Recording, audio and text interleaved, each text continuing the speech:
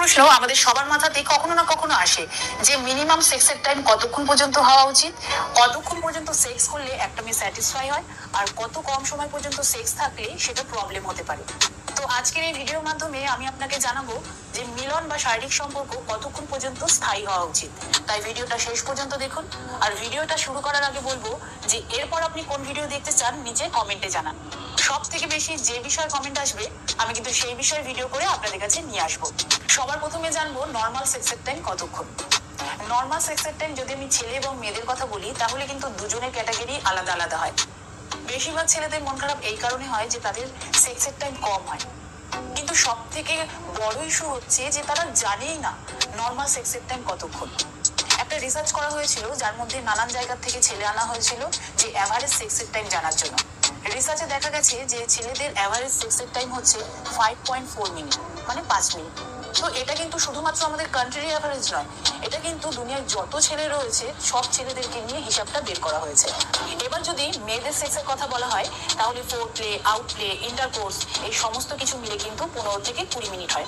তো যদি একটা মেয়েকে জিজ্ঞাসা করা হয় যে সে কতক্ষণ পর্যন্ত সেক্স করতে চায় তাহলে হয়তো সে বলবে আলটিমেট 20 থেকে তো 30 মিনিট হওয়াই উচিত, কারণ সে কিন্তু এর মধ্যে ফোর প্লেটাকেও ইনক্লুড করছে। তো ফোর প্লে কিন্তু বেশিরভাগ মেয়েরাই বেশিক্ষণ সময় ধরে করতে চায়। ফোর প্লে মানে হচ্ছে ইন্টারকোর্সের আগে যেটা করা হয়, মানে শারীরিকভাবে ঘনিষ্ঠ ক্রিয়াকলাপ, যে ক্রিয়াকলাপ আপনার যৌন চাহিদাকে বাড়িয়ে দেয়। কিন্তু যদি একটা ছেলেকে 20 মিনিট ধরে সেক্স করতে বলা হয় তাহলে তার মাথা খারাপই হয়ে যাবে, কারণ একটা ছেলের পক্ষে কখনোই শুধুমাত্র পেনিট্রেটিভ যে সেক্স হয়, মানে ছেলেদের লিঙ্গ মেয়েদের যৌনাঙ্গে ঢুকে যে সেক্স হয় সেটা কিন্তু 20 মিনিট ধরে কখনোই করা সম্ভব না। এবার হচ্ছে আপনি বুঝবেন কি করে যে আপনার যে সেক্সের টাইম রয়েছে সেটা নর্মাল নাকি নর্মাল না।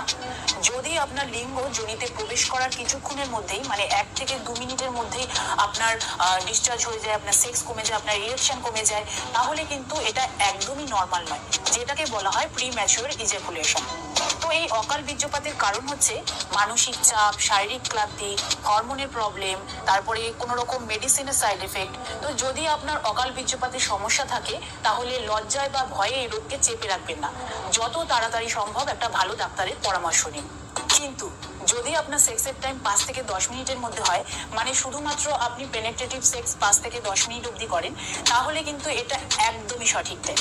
এরকম হলে কিন্তু আপনাকে ডাক্তারের কাছে যাওয়ার কোনো দরকার নেই। কিন্তু এরকম অনেকেই রয়েছে যারা পর্ন ভিডিও দেখে ভাবে যে এর মধ্যে তো একটা ছেলে 30 মিনিট থেকে 1 ঘন্টা অবধি সেক্স করছে, আমারও এরকম সেক্সের টাইম হওয়া উচিত। এরকম কিন্তু একদমই ভাববে না, কারণ এই সমস্ত ভিডিও যারা করছে তারা কিন্তু এক ধরনের মেডিসিন খায়, যেই মেডিসিনে কিন্তু অনেকক্ষণ ধরে সেক্স থাকে। তো সেই মেডিসিনগুলো খেয়ে কিন্তু তারাই ভিডিও করে। তাই একদমই ভাববেন না যে আপনারও এরকম সেক্সের টাইম হওয়া উচিত। আমি আবারও বলছি যে যদি আপনার সেক্সের টাইম 5 থেকে 10 মিনিটের মধ্যে হয় তাহলে এটা একদমই সঠিক টাইম। যদি আপনার সেক্সের টাইমে কোনো রকম সমস্যা থাকে তাহলে প্লিজ উল্টোপাল্টা জায়গায় গিয়ে সময় নষ্ট করবেন না, একটা ভালো ডাক্তারের পরামর্শ নিন। তো আমি আশা করবো যে এই ভিডিওর দ্বারা আপনি উপকৃত হবেন। তো ভিডিওটা কিরকম লাগলো অবশ্যই কমেন্টে জানান।